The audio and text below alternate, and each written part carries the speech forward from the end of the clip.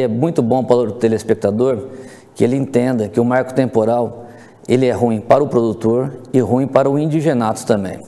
O produtor, como eu já lhe disse, insegurança jurídica, quebra do direito de propriedade privada, enfim, você acaba com toda uma cadeia, não precisa nem ter mais cartório de registro de imóveis, porque não existe mais propriedade privada. E para o índio é muito ruim também, porque na questão do indigenato são várias etnias. São difíceis elas terem as mesmas características e elas estão em determinados locais diferentes. Por exemplo, lá em Parecis, em Campo Novo dos Parecis, temos a etnia Parecis. Eles hoje estão produzindo soja, estão contentes, estão recebendo dinheiro, tendo vida digna, porque o índio ele quer ter vida digna, preservar suas culturas e ter vida digna, não quer ficar numa jaula de zoológico. No município de Juína tem etnia chamada Fontanilhas, que são canoeiros. Eles vivem da pesca, do artesanato, são diferentes já dos Parecis. Tem Cinta Larga, Zorós, em Juína também, na divisa com Rondônia e Mato Grosso, tem uma área grande de brilhante ali. Poderíamos ali, se houvesse o marco temporal preservado, os índios poderem garimparem, qual é o problema? Fazerem manejo florestal de madeira, e nessas áreas, em outras áreas que os índios podem ter lugares de queda d'água, fazerem PCH, que são pequenas centrais hidrelétricas, ou até hidrelétricas, ganharem royalties nisso, terem vida, igual nós que temos, igual o branco. Então, a queda do marco temporal é ruim para o branco e para o índio. Os índios são nossos irmãos.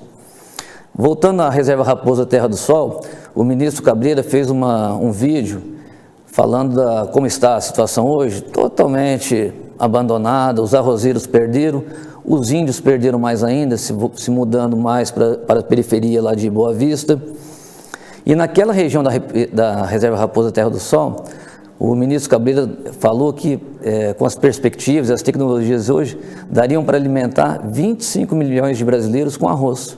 Ou seja, os índios eles querem se integrar a nós.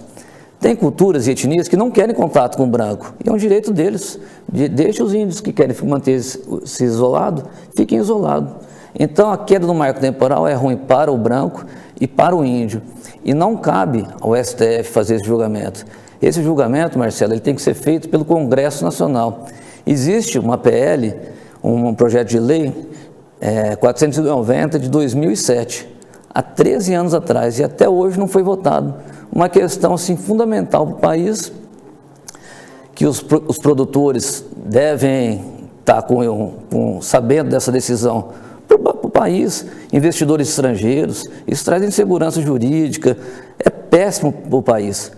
E a decisão no STF, que está um voto do ministro Cássio Nunes a favor do marco temporal e um contra do ministro Fachin. No caso do ministro Fachin, e hoje nós temos até que temer de falar alguma coisa do STF, mas isso é apenas uma divergência de opinião, o ministro Fachin ele deveria ser, ele mesmo, se autoconsiderar não capaz de fazer essa votação, pelo histórico dele.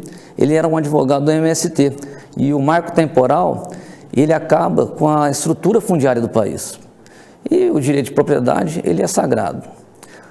E a queda do marco temporal, Marcelo, finalizando, ela interessa a dois grupos. Há essas ONGs que estão implantadas no Brasil, querendo só o quanto o pior, melhor, pensando na eleição de 2022, e o outro grupo, que são os nossos concorrentes internacionais, que não tem como competir com o Brasil. Nós damos de 10-0 na pecuária, agricultura, e eles não conseguem competir conosco. Então eles querem colocar problemas como a questão indígena, meio ambiente, e isso está refletindo agora nesse momento, trazendo uma insegurança para todos nós produtores rurais. Esse que é o nosso ponto sim, que nós temos que ter essa questão definida. O Brasil em 2026 é responsável por 40% da população, por alimentar 40% da população. E como nós vamos alimentar essa população se os produtores não têm segurança de terem a posse das suas propriedades?